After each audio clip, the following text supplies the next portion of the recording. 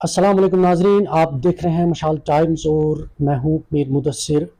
आपका प्रोग्राम लेकर पंचायत की बात सरपंच के साथ हाजिर हुआ हूं। लेकिन आज हमारे मेहमान हैं इस प्रोग्राम में, वो सरपंच नहीं है बल्कि एक काउंसिल के चेयरमैन हैं, ज़िला पुलवामा से ताल्लुक़ रखते हैं और पुलवामा की जो काउंसिल है डीडीसी काउंसिल, उसके चेयरपर्सन है सईद बारी अंद्राबी साहब। अक्सर हम बातें करते हैं पंचायतों के लिहाज से कि पंचायतों में किस कदर काम हुए हैं, या पहले जब यहाँ सरकारें थी उस वक्त पंचायतों में कैसे काम होते थे। यह सिलसिला जो है पिछले काफ़ी वक्त से चला आ रहा है।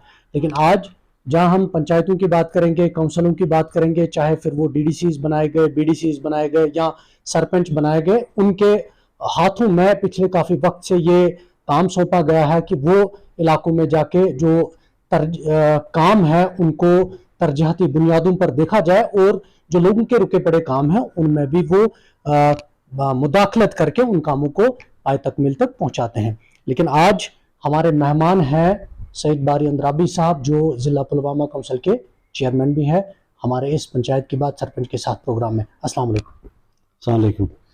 सर, बहुत वक्त से हम देख रहे हैं कि जैसे मरकजी सरकार दावा कर रही है कि हमने पंचायतों को बाख्तियार बनाया, 3 टायर सिस्टम हमने लागू किया, हमने पंचायतों को एम्पावर किया।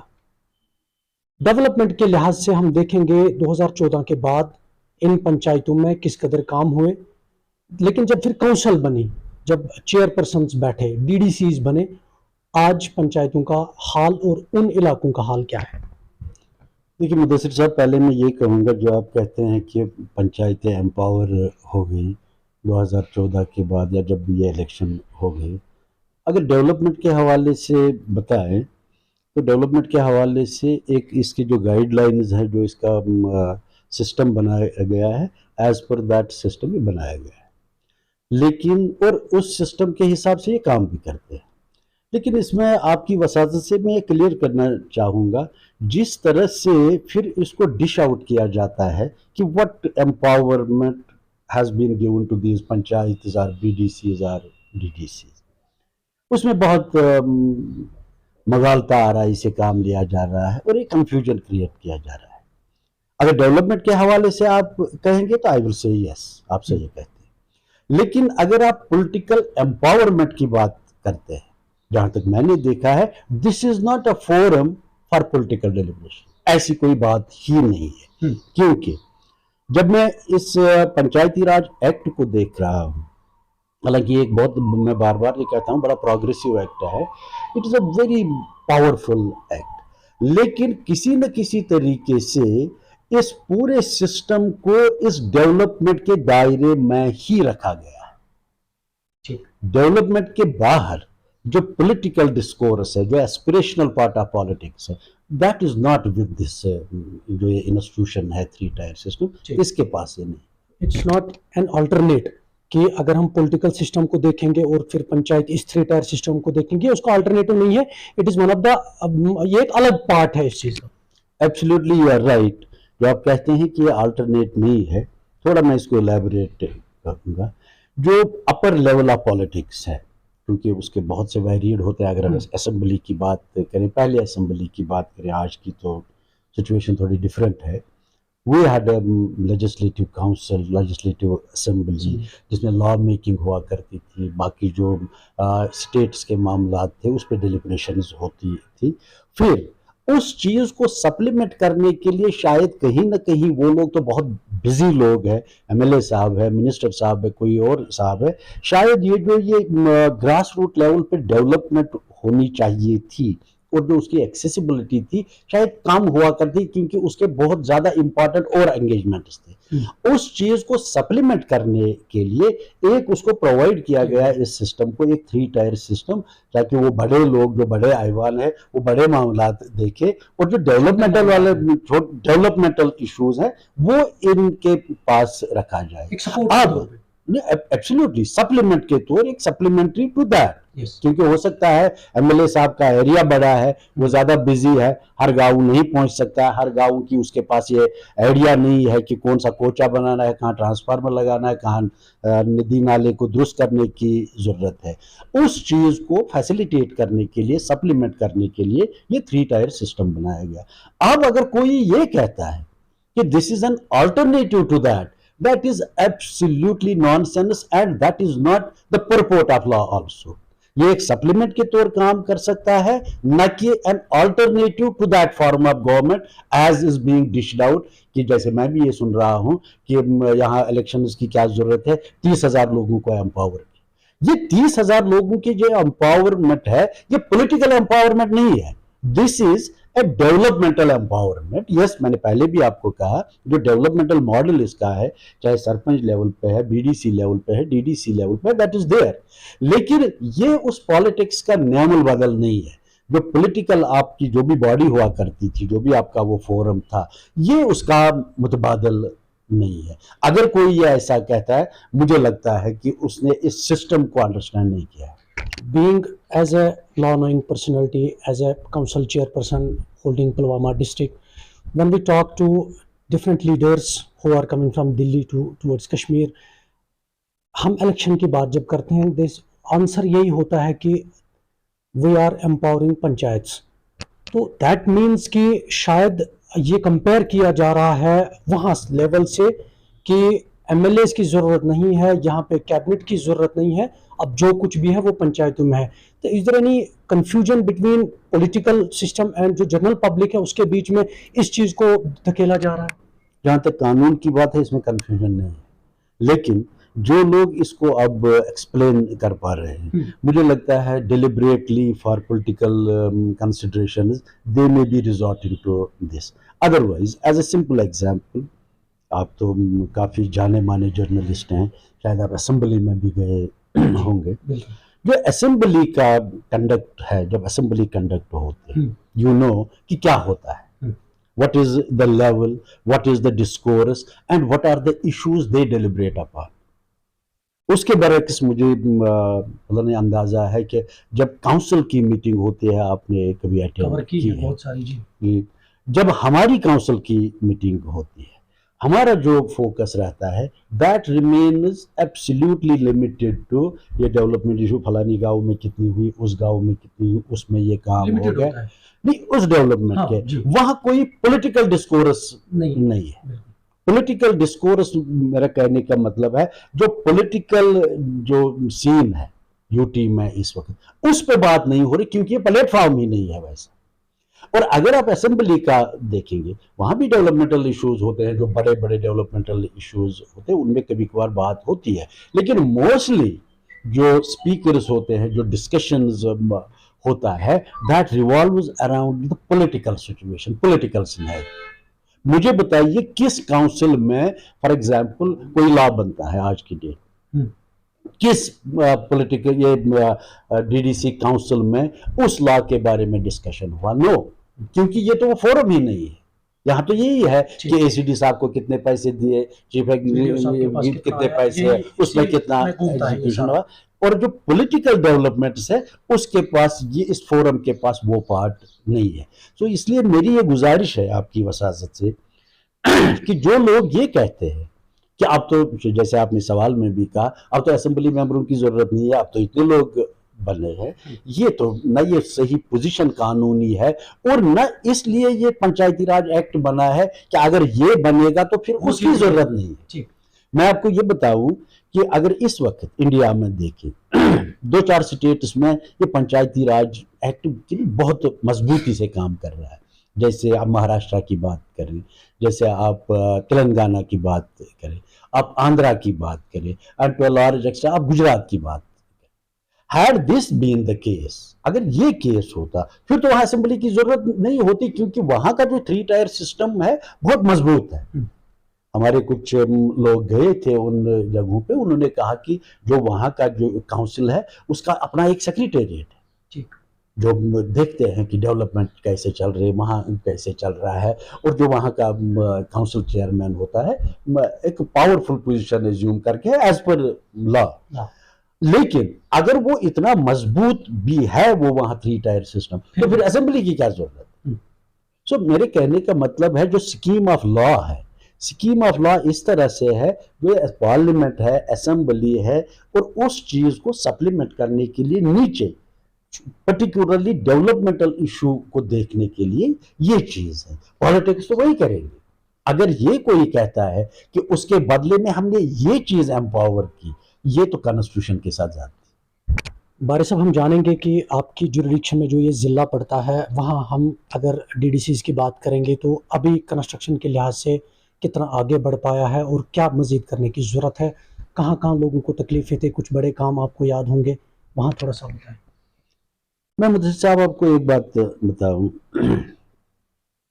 जब आप पब्लिक लाइफ की बात करते हैं, हमारी एक क्लेम भी है जो सिस्टम की है और जो कानून की भी है, that is there is a constitutional guarantee to provide good life to people. जब आप गुड लाइफ की बात करते हैं, ये एक बड़ा वसी एक दायरा है। बिल्कुल। एक हॉलिस्टिक व्यू आपको लेनी है कि गुड लाइफ क्या है। गुड लाइफ में डेफिनेटली ये भी आएगा कि कोचा कैसा बना है, डेफिनेटली पावर की सप्लाई पोजीशन क्या है, पानी पीने का क्या सिनेरियो है, ये गुड लाइफ में आता है। लेकिन इसमें एक चीज ये भी है जो गुड लाइफ में बहुत इंपॉर्टेंट है, how people feel, how people feel the fundamental rights of being secure, being protected, having liberty, having freedom, वो चीज भी इसमें आती है। अब जिस तरह से इसको डिश आउट किया जा रहा है कि मैं मानता हूं डेवलपमेंट हो रही है, मैं आपसे ये सवाल पूछता हूं, एक काउंटर सवाल, क्या आप भी बहुत घूमते हैं, आपको लगे लोग खुश हैं? आपको लगता है कि पूरे कश्मीर के लोग इस वक्त खुश है क्योंकि यहां डेवलपमेंट हो रही है? नहीं है। वाई? बिकॉज इस डेवलपमेंट के अलावा भी कुछ चीजों की जरूरत है। अब अगर उस चीज को आप नजरअंदाज करते हैं, फिर आप फोकस करते हैं जो फलानी गांव में 4 कोचे बने, 3 ट्रांसफार्मर लगे, एक वो वाटर सप्लाई स्कीम लगी, दैट इज ट्रू। लेकिन उसके साथ साथ जो जिंदगी के हालात है, जिंदगी के हालात जो उसके साथ साथ हैं, अगर उनमें कोर्शन है, अगर एक बंदे को ये फीलिंग ऑफ सिक्योरिटी नहीं है, एक फीलिंग ऑफ लिबर्टी नहीं है, एक फीलिंग ऑफ फ्रीडम नहीं उसको दिख रही है, तो मुझे नहीं लगता है कि जो आप क्लेम कर रहे हैं या जिस तरह से पॉलिटिकल डिस्कोर्स में डिश आउट किया जा रहा है, एवरीथिंग इज हैंकी डोरी, ये ऐसी बात नहीं है। हाँ, डेवलपमेंट के हिसाब से आप कह सकते हैं डेवलपमेंट हो रही है, मैं नहीं कहूँगा नहीं हो रही है, लेकिन उसके साथ साथ जो लोगों की जिंदगी की जरूरियत, जो जिंदगी की जरूरियात है, उसमें सिर्फ खाना पीना और कोचा नहीं है। It is a very vast subject which needs to be looked into if we really want to serve the people of this place. कुछ चीज़ें हमने देखी इस ज़िला पुलवामा के अंदर। हमने पिछले दिनों अगर हम देखेंगे G20 का बहुत बड़ा बोलबाला हुआ, वादी कश्मीर सुर्खियों में रहा सुबह से लेकर शाम तक, रात से लेकर सुबह तक। लेकिन उसके बाद जब हम निचली सतह पर गाँव में जाते हैं, वहाँ लोगों की फरियाद सुनते हैं, हमने कुछ गाँव देखे यहाँ ज़िला पुलवामा में, क्योंकि मैं इसलिए बात कर रहा हूँ, लोगों ने नुमाइंदों को चुना है लेकिन उनकी मदद करने के लिए कोई अब तक सामने नहीं आ पा रहा है, कोई उनकी वो परेशानी गवर्नमेंट तक नहीं पहुंचा पा रहा है। इसकी वजह अब तक समझ में नहीं है। हमने चकोरा इलाका देखा, हमने जंगलनाड़ देखा, मलंगपोरा देखा, जहां हजारों कनाल अराजी जमीन जो है पैडी फील्ड है। एक चकोरा इलाका है, वहां लिफ्ट इरिगेशन स्कीम है। कहा जाता है वहां के लोगों के मुताबिक कि उनको पहले वक्त, अभी कुछ साल पहले तक बिजली फराहम थी, पानी लिफ्ट किया जाता था और वो पैडी फील्ड में धान की फसल लगाते थे। आज जून का 12-13 तारीख है आज, लेकिन अभी तक उन्होंने कोई उस जमीन पर कोई फसल नहीं लगाई है। इसी तरह मलंगपोरा है, जंगलनाड़ है, बेगपोरा है, बहुत सारे इलाके हैं। क्या करना चाहिए गवर्नमेंट को, बजाय ट्वीट करने के, बजाय बोलबाला करने से, ताकि उन लोगों की वो नजरसानी हो जाए, वो कम से कम भूख प्यास से बचे।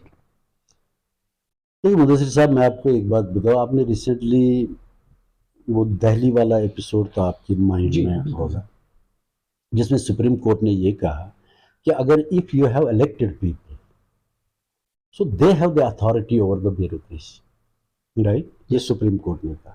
फिर उस चीज, और मुझे एग्जैक्टली मैंने वो पूरा वो नहीं पढ़ा, बट मैं आपको जो मैंने टीवी से देखा, उसके बाद गवर्नमेंट ऑफ इंडिया ने एक ऑर्डिनेंस इशू किया in context to that order, thereby claiming कि ऐसा ऐसा होगा, वह उन्होंने कहा कि नहीं, जो ये ब्यूरोक्रेसी वाला मामला है ये एलजी साहब के पास है, राइट। ये मैं आपको इसलिए कह रहा हूँ क्योंकि हमारी भी एक यूटी है।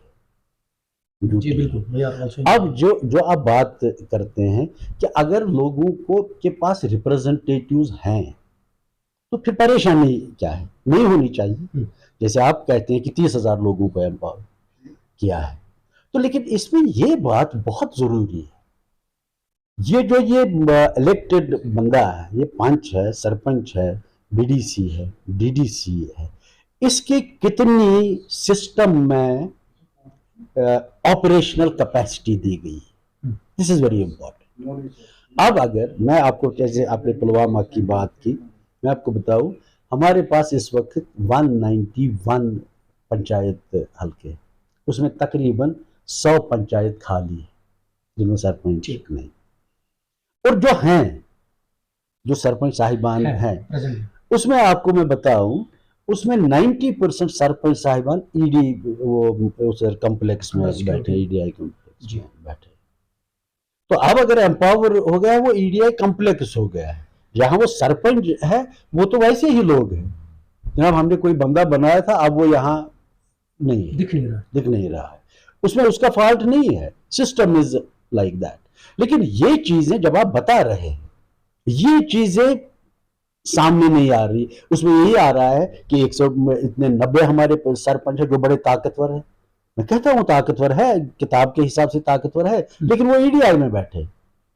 हमारे बीडीसी साहिबान, डीडीसी साहिबान, इंक्लूडिंग मी एज वेल, जो हमारे रीच का सवाल है वो बहुत लिमिटेड है रीच, क्योंकि सिक्योरिटी वाला कंसर्न है, ये वाला कंसर्न है, नंबर 1। नंबर 2, जो इनकी रिप्रेजेंटेशन है वो इतनी इंपैक्टफुल नहीं है जिससे लोग कहेंगे आपको कि हाँ हमने इनके सामने ये मसाइल रखा था, उन्होंने वो सामने किया और वह हल हो गया। आप मुझे बताइए, मैं ये किसी का क्रिटिसाइज नहीं कर रहा हूं कि सरपंच की कितनी चलनी, मेरे पास ऐसी 100 मिसालें हैं जहां मैं आपको ये बताऊं, सरपंच साहिबान मुझे फोन करते हैं, इवन डीडीसी मेंबरान, जनाब फलानी अफसर मेरा फोन ही नहीं उठाता, फलानी अफसर मेरा फोन ही नहीं उठाता। So that is I am trying to explain to you जो इन रिप्रेजेंटेटिव्स का इम्पैक्ट है, ये वाले इम्पैक्ट वाली बात नहीं। दूसरी बात, जो आपने कुछ इलाकों की जिक्र की, अभी मैं पिछले 2 दिन से लगा हूं इसमें, जो ये मलंगपोरा की जिक्र की, मलंगपोरा इज नेबरिंग, मैं खुद भी वहां 2 बार गया। आज भी इस वक्त में 1 घंटे से कंसर्न जो एक्जिन साहब हैं, जेई साहब है, हमारे लोग हैं, उधर काम कर रहे हैं। डीसी साहब से भी मैंने इसमें गुजारिश की थी लास्ट टाइम, एंड मैंने कहा इसमें इमरजेंसी तौर पैसे जरूरत है, क्योंकि अगर ये 21 जून तक ये काम होता है तो वेल एंड गुड, अगर नहीं होता है फिर इसकी जरूरत नहीं है। तो डीसी साहब वाज काइंड एनफ, उन्होंने इसके लिए 10 लाख रुपए दिए।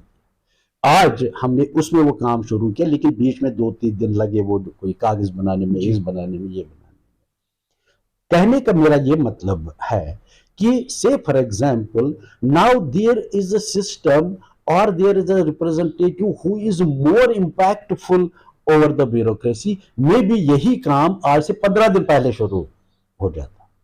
This is the level of impactness। जो लेवल ऑफ इम्पैक्टनेस इन रिप्रेजेंटेटिव की है वो वाली नहीं है जो इलेक्टेड मेंबर से एक्सपेक्टेड है। Try to understand the difference. जब आप इलेक्टेड मेंबर में एक सरपंच को और एक एमएलए को कंपेयर करते हैं, this is a wrong comparison. जो उसकी इंपैक्ट लेवल है और जो इस सरपंच साहब की इंपैक्ट लेवल है, this is absolutely different. Second part, जो ग्रीवियंस की बात आ जाती है, जिसमें इसको परेशानी होती है कि क्यों नहीं हो पा रहा है, उसमें मैं आपको बताऊं, मैंने शायद लास्ट टाइम शायद आपसे ही बात की, पिछले साल एक 11th शेड्यूल इंप्लीमेंट किया गया। 11th शेड्यूल के हिसाब से इन डीडीसी काउंसिल, जो ये 3 टायर वाला सिस्टम है, इसमें 29 डिपार्टमेंट्स हैं जिनको लाइन डिपार्टमेंट्स हम कहते हैं, जिनकी वर्किंग एटसेट्रा एटसेट्रा ये मॉनिटर करेंगे। Honestly speaking, though this year we have made some headways into it, अभी उस लेवल से जिसके हिसाब से कानून में लिखा है नहीं हो पा रहा है। अगर इस वक्त आप मुझे कहेंगे कि जो डीडीसी काउंसिल्स हैं हर जगह, कहीं कहीं मैं नहीं कहता हूं कि when we put up certain thing इसकी नहीं हो रही है, वो उतना तो होगा, उतना रिस्पॉन्स तो है, लेकिन इसको लिमिट किया गया है, जिसको आप एरिया डेवलपमेंट फंड के हिसाब से कहते हैं। एक डीडीसी मेंबर के पास 71.43 लाख है, वो उसका प्लान देता है, जो उसके उस वो बजट का उस पैसे। Yes. जो वो अपने उस डीडीसी कॉन्स्टिट्यूंसी में खर्च कर। उसके बाहर जो मामला थे, ऑनेस्टली स्पीकिंग, अगर उन मामलात के हिसाब से लोगों के में ग्रीवियंस है, उसको वो मैकेनिज्म नहीं मिला है जिसको हम ग्रीवियंस रिड्रेसल मैकेनिज्म है, वो नहीं है। इसलिए अगर लोग ये कहते हैं कि फॉर एग्जांपल नहीं हो पा रहा है, they are genuine. Like for example मैं कहता हूँ कि फॉर एग्जांपल हमने वो एग्जॉस्ट किया जो हमारे पास बजट है। आज की डेट में जब बारिश होती है, 4 गांव में हमें इस चीज़ की ज़रूरत पड़ती है, जनाब अब पानी ज़्यादा आ गया जी। तो इसमें इमीडिएट एक फ्लड मिटिगेशन की ज़रूरत है। बिल्कुल। जब मैं इसमें बात करता हूँ, जब उस कंसर्न बंदे से, इंजीनियर से बात की, वो कहते जनाब मेरे पास ऐसा ना कोई प्लान है ना पैसे हैं। तो अब अगर लोग कहेंगे जनाब सैलाब आया था और कुछ नहीं हुआ, दे आर राइट। तो इसलिए जो इस पार्ट को डेवलपमेंट तो सही है, लेकिन जब तक ना इसके साथ साथ जो भी हमारे जो ऊपर ये पॉलिसी मेकर्स है, जो ये ग्रीवियंस रिड्रेसल मैकेनिज्म है, अगर इसको वो इन इलेक्टेड रिप्रेजेंटेटिव के थ्रू इनकॉर्पोरेट नहीं कर पाएंगे, लोगों की ये शिकायत तो हमेशा रहेगी। आखिर में ये जानूंगा कि बहुत सारी बातें हुई, क्या यहाँ पे एक मजबूत अवामी सरकार होना ज़रूरी है बनस्बत ये चीज़? मैंने आपको पहले भी ये बहुत पहले सवाल भी किया था, हमने इससे पहले भी बात की थी, क्योंकि कुछ लोगों के जहन में ये चल रहा है कि यहाँ इसी तरह यही सिस्टम होना चाहिए। हमने ये चीज़ देखी है, हम फील करते हैं इन चीज़ों को कि जैसे कि रफ्ता रफ्ता मालूम हो जाता है कि 3 टायर सिस्टम के अंदर क्या है, इसके बाद वाला सिस्टम क्या है। क्या इलेक्शन होना ज़रूरी है जम्मू कश्मीर के अंदर भी, ताकि आवाम को जो आपसे निकल के बाद जो परेशानियां रहती हैं उनका अजाला हो? ये सवाल ही मुझे पहले लगता है कि अगर ऐसा सवाल पूछा जाए कि क्या आपको लगता है, इसमें मेरे कुछ रिप्रेजेंटेटिव जो है चुने हुए, वो कहते हैं कि यही सिस्टम ठीक है पिछले, क्योंकि वो हम वो अल्फाज इस्तेमाल नहीं कर सकते जो वो कहते हैं हमें, और बोलते हैं कि यही वाला सिस्टम ठीक है, पिछला सिस्टम खराब था। उसमें लोगों ने, उसमें जो चुने हुए वो नुमाइंदे थे, एमएलए मिनिस्टर से, उन्होंने कुछ नहीं किया। That's why I am asking.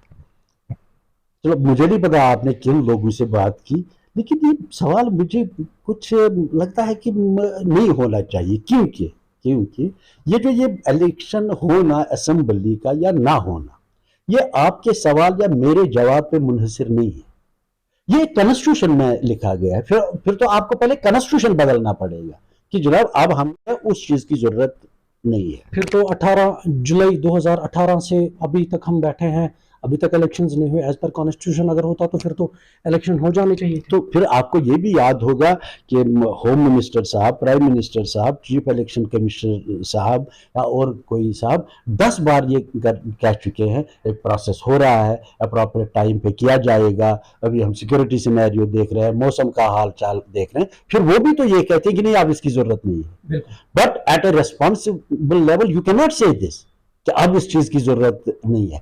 अगर आप ऐसा सोच रहे हैं, then there is something substantially incorrect in the understanding of the situation, understanding of the legal system, और जो भी ये मैकेनिज्म है। सेकंड पार्ट, जैसे मैंने इससे पहले भी आपसे ये बात की, ये अर्ज किया, जो सियासत है, व्हाट बेसिकली जो ये सियासत है, मैं थोड़ा 2 मिनट लूंगा। व्हाट डज इट डू, ये क्या करती है? एक ठीक है, जो अगर आप मुझे टू बी काइंडेड एनफ, मेरा मानना है, some people may differ with me, जो डेवलपमेंट है ये पॉलिटिकल स्लोगन नहीं है। We live in a country जहां एक बजट पेश होता है, फिर बजट एलोकेशन के हिसाब से पैसे आते हैं। दैट मीन्स डिस्ट्रिक्ट पुलवामा है, आज कल जो हमारा एडमिनिस्ट्रेटिव ट्रिब्यूनल है किस तरह से है, वो एक पर्टिकुलर फंड डिस्ट्रिक्ट पुलवामा को अलॉट करते हैं। तो फिर इस सेक्टर में इतने पैसे, इस सेक्टर में इतने पैसे, इस सेक्टर में इतने पैसे। मीनिंग देयर बाय, आज तो नहीं है ना कोई गवर्नमेंट, लेकिन ये जो डेवलपमेंटल प्रोसेस है it is still going on. In fact अगर ये 3 टायर वाला सिस्टम इन प्लेस ना भी होता तब भी ये होता, तब भी होती। Why because development is a state responsibility. जो हमारे डीसी साहब होते हैं ये डिस्ट्रिक्ट मजिस्ट्रेट होने के साथ साथ डिस्ट्रिक्ट डेवलपमेंट कमिश्नर है। What does district development commissioner mean? ये वर्ड डेवलपमेंट क्यों है इसमें? फिर तो ये नहीं होता। इस डीसी साहब की ये जिम्मेवारी है डिस्ट्रिक्ट की डेवलपमेंट की। जो हमारे एग्जीक्यूटिव इंजीनियर साहिबान है, एससी साहिबान है, इनका क्या काम है? इरेस्पेक्टिव की हुकूमत है किसकी है, किस टाइप की है, इनको क्या करना है? जो बीडीओ साहब है इसको क्या करना है? जो हमारे रूरल डेवलपमेंट जो विंग है, जो इसकी इंजीनियर, इसको क्या करना है? दिस इज बेसिकली, मुझे लगता है this is a political conspiracy to put people in a situation जहां उनको ये अंदाजा किया जाएगा या उनको ये पावर कराया जा रहा है, भाई साहब आपको क्या जरूरत है, आपका कोचा तो बन रहा है, आपका दूसरी चीज लग गया है, तो आपको तो जरूरत ही नहीं है। अदरवाइज जो पॉलिटिक्स है, politics is a bigger thing, it sets the rules of life कि लोग जिंदा कैसे रहेंगे, लोग कैसे घर से बाहर निकलेंगे, लोग जब बाजार में निकलेंगे आपकी क्या प्रोटेक्शन है। ये तो इस डेवलपमेंट प्रोसेस में नहीं है। व्हेन यू मूव आउट आपको अपनी जगह ये अंदाजा है, कोई सड़क पे मुझे गाली नहीं देगा। क्यों? ये कैसे आपको अंदाजा है? This is what politics determine कि भाई साहब किसी को सड़क पे गाली देना ये जुर्म है, उसका एक कानून बना है। जब आप घर से निकलते हैं आपको ये एश्योरेंस है मैं शाम को वापस आ जाऊंगा। क्यों? ये सियासत की जिम्मेवारी है, वो आपको ऐसा एनवायरनमेंट देता है, ये आपको ऐसा माहौल बना के देता है। आपकी जमीन पे आपका हमसाया कब्जा नहीं करता है। क्यों?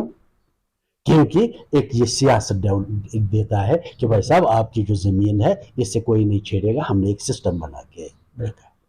This is what politics does. ये जो डेवलपमेंटल वाला पार्ट है, this is state responsibility, it is not a political slogan. लेकिन अनफॉर्चुनेटली कुछ टाइम से यहां एक डिस्कोर्स चल रहा है as if whole of the politics revolves around development. ये तो नहीं है। तो ठीक है, डेवलपमेंट इसका एक बाई प्रोडक्ट है। जब आप एक गवर्नमेंट बनाते हैं फिर जो आपके सिस्टम बने हुए हैं वो चीज तो करनी ही करनी है। It is like for example आपका स्कूल चल रहा है, जो टीचर है उसको क्या काम करना है? उसको बच्चे पढ़ाने हैं, इररेस्पेक्टिव की गवर्नमेंट कौन सी है। अब आप कहते हैं कि जनाब हमने एजुकेशन सिस्टम इंप्रूव किया, इसका तो अदरवाइज भी ये काम, this is not political thing, this is basically एक स्टेट रेस्पॉन्सिबिलिटी। एट टाइम्स इंसान को बड़ा अचंभा सा लग रहा है कि जो हमारे डॉक्टर साहब का क्या काम है? इलाज करना। तो what is where is politics involved in it? फिर कहते हैं जनाब हमने जबरदस्त इंतजाम रखा है अस्पताल में। This is state responsibility. So इसलिए मेरी गुजारिश रहेगी, जिस तरह से चीजों को कंपेयर किया जा रहा है, इट इज बुनियादी तौर कंपेयरिंग एप्पल्स विद ऑरेंजेस। वो वाली चीज अलग है, ये वाली चीज अलग है। स्टेट की जो हमारी असेंबली है वो एक अलग चीज है, 3 टायर सिस्टम अलग चीज है, डेवलपमेंट अलग चीज है, और सियासत, मैं नहीं कहूंगा डेवलपमेंट सियासत से बाहर है, लेकिन डेवलपमेंट से और भी सियासत का हिस्सा है। अगर आप वो चीज उससे निकाल रहे हैं, सो देन यू तो are reducing the role of the political party. अगर ऐसा होता फॉर एग्जांपल मैं आपसे कहूं, जो यहाँ पंचायती फर्स्ट टायर इलेक्शन हो गया वो नॉन पार्टी बेस पे हो, अगर आपको याद होगा, नहीं हुआ ना? तो फिर अगर अब ये सिस्टम ठीक है, अब अगर यही सिस्टम ठीक है, लोगों की खिदमत हो रही है, so what is the need of having political parties then? अगर आप ये इलेक्शन गैर पार्टी बुनियादों पे कर रहे हैं, why there is a need? क्यों इसके लिए एक सिस्टम बना है? फिर पहले यहाँ इलेक्शन कमीशन बना है, फिर उधर सेंट्रल मरकजी इलेक्शन कमीशन बना है जहां आपको पार्टी रजिस्टर करनी है, फिर वो फॉर्मेलिटी है। व्हाई? अगर गैर पार्टी बुनियाद पे लोगों को चुन के आप क्लेम कर रहे हैं कि अब बहुत अच्छा सिस्टम चल रहा है, then there should be no need of political party. फिर तो उनका रोल ही नहीं है। So it is basically wrong comparison, एक रॉन्ग प्रेमाइज खड़ी की जा रही है कि आपकी डेवलपमेंट हो रही है इसलिए पॉलिटिक्स की जरूरत नहीं है। सेकंड पार्ट, जो डेवलपमेंट का अगर कोई पार्टी पॉलिटिकल लेवल पे क्रेडिट लेती है, आई डोंट फाइंड, जो पॉलिसी मेकिंग में हो सकता है, लेकिन उस चीज का क्रेडिट लेके पॉलिटिकल एसेंडेंसी की बात करना मेरे ख्याल से सही नहीं। बहुत बहुत शुक्रिया हमारे साथ बात करने के लिए बारिश साहब और अपना वक्त देने के लिए। Thank you very much, thank you. यह हमारे साथ आज के मेहमान थे ज़िला पुलवामा से ताल्लुक़ रखने वाले काउंसिल चेयरमैन सईद बारी अंद्राबी साहब, जिनके साथ हमने वाज़ा तौर पे बातचीत की और लोगों को भी ये समझ में आ गया कि 3 टायर सिस्टम भी ज़रूरी है, लेकिन इसके साथ साथ में सियासतदान या फिर पॉलिटिकल सिस्टम जो है उसका होना भी ज़रूरी है जम्मू कश्मीर के अंदर। सवाल ये बनता है, क्या मरकज़ी सरकार 3 टायर सिस्टम से बाहर निकलकर जो लोगों के चेहरों पे झुर्रियाँ हैं उनको ख़त्म करने में कोई कलीदी रोल अदा कर पाए? ये आने वाला वक्त ज़रूर बताएगा। नए प्रोग्राम में नए मेहमान के साथ आपसे दोबारा रूबरू होऊंगा। तब तक के लिए दीजिए इजाज़त। अल्लाह निगहबान।